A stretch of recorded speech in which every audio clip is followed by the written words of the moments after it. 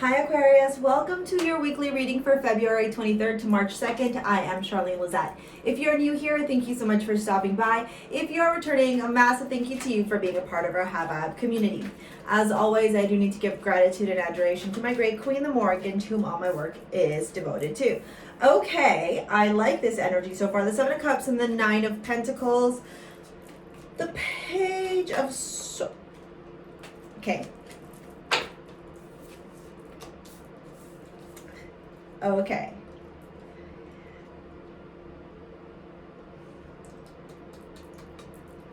First, can we talk about this? Okay. This is on point. One, because it's your energy. Two, because I love the star. It's my favorite card ever in the whole world. And this is telling me that this week is a week where you're very much sitting into your energy. We have that stellium in Aquarius. The 12th house is the house of the undoing, right? It's where we dissolve the ego. It's where when we choose to sit in resistance, we end up suffering because we don't allow ourselves to grow, and we feel evolution, enlightenment, that glow up far more painfully than we would if we just surrendered to it. But the fact that you're showing up here is telling me that Aquarius season for you was this point in your life that really helped you with your leveling up, with your glowing up. With the Seven of Cups and the Nine of Pentacles in the beginning of the week is telling me that there's a lot of options that you have. Like, you're very much assessing, reassessing, reevaluating, understanding like what is important to me, whatever your name is, in terms of how I can connect with my highest self. Where am I not getting grounded, or where am I like too much in the clouds, right? In regards to the choices I have to make. Where do you now need to take responsibility, Aquarius, in the way that you're designing your life, that you're designing your future, that you're designing your career, all aspects of you? Because you're really focused on your money with that Nine of Pentacles. You're super focused on your finances, your career, your roots, your establishments. What legacy? That word legacy kicked in. What legacy are you going to leave for your children, right? If you decide to have some. If not, what legacy, how will people remember you?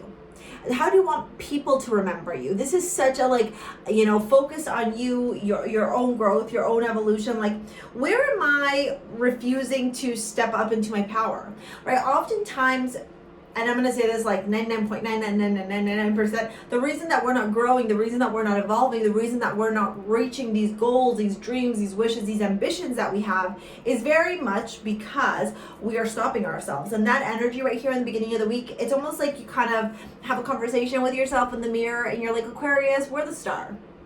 We're the star. Why aren't we acting like that?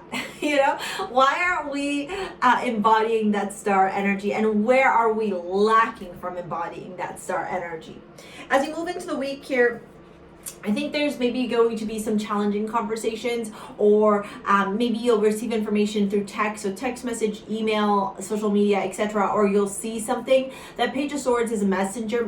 Pages are messengers, and when you see the swords is intellect, it's thoughts, it's word, it's also tech. So where could you potentially either have a conversation or receive something in your life, because it's going to be different for all of you, that might leave you kind of feeling a little bit uncomfortable? Okay, maybe like a missed opportunity, or maybe like you didn't make a right choice, or maybe you're triggered a little bit. Like, maybe you're seeing somebody's success and you're like, oh, I'm not there, right? Like, why am I not there? And what I'm going to tell you, like, first, don't be triggered, okay? If you're feeling that, that's your ego coming up, because maybe you, like I said, aren't working for your highest good. Maybe you weren't, or you were, or you're like really struggling to like release, right? The undoing of the ego, the dissolving of the ego, so that you can come into your power. And so it's like that resistance, like, oh my gosh, they're so much further ahead in their life than I am. Well, no, it's not that at all. It's more of, use them as inspiration to figure out what you need to do in order to get there as well. With the Eight of Cups, you're walking away emotionally from things that aren't fulfilling you. Maybe some of this information, text messages, communication, is just things that aren't serving you or aren't making you feel good about yourself. And so you're making this choice to say, I'm not here for it anymore. Thank you though. Appreciate you. I'm not here for it anymore. With this with the Queen of Cups and the Four of Wands, I think whatever you walk away from this week, and again, it's going to be different for all of you, whatever you walk away from this week is definitely going to leave you in this energy of very much in your emotions. I don't think that it's a bad thing. I think this is kind of like the kick in the butt that you needed, Aquarius, to turn around and be like, ugh, where am I not stepping like with my best foot forward? And why am I not doing that? And what limitations, because you go from 7 of Cups to 8 of Cups, so there's progression emotionally, right? And where am I limiting myself to the Queen of Cups? And why am I limiting myself? Why am I not listening to my psychic intuition? Why am I not trusting my gut? Why am I not believing in myself? Why am I not nurturing myself? Right? And as you sit in that Queen of Cups energy, you may have intuitive hits, intuitive downloads. You might get a lot of information coming through in your psyche, in your energy, that turn around and tell you, well, hey, Aquarius, you want this, right? Stability, celebration, good roots, groundedness, a happy home, a happy life. The Four of Wands is foundation and celebration, right? You want to be able to rejoice for something. You want to feel, celebration around success that you had, something that emotionally fulfills you, right? And so you're going through this energy of like, why? What do I need to do to get there? What do I need to do? You know, what am I doing that's limiting my emotions, my expression, my lack of being in action? Where am I limiting myself, and what do I need to do to create that change? And as you enter the end of the week, you're like, all right, right. Aquarius, it's time for us to step into Aquarius energy, the star, aligning your chakras, focusing on your energy, focusing on healing yourself, believing in your wishes, believing that your wishes can come true, owning your power, owning your skills, and really just embodying moments of gratitude for self, for the universe, and for the lessons that it's teaching you. And as you embody this star energy, I bet you once we move into your monthly readings, which will be live on the channel, by the way, so go check them out for March, you're going to feel a lot different energetically, because it's almost like you needed to remember that you're the star. And I feel like this message has come through a little bit. You know, maybe this has been a time where you like dabble in and out of your own energy, like, oh yeah, I'm super powerful. No, I'm not, you know? The Devil, the Three of Pentacles. Okay, this is your romance reading, the Six of Swords. Okay, and the Five of Swords. Okay, so maybe in the Five of Wands, yeah, maybe there's some challenges around your love life.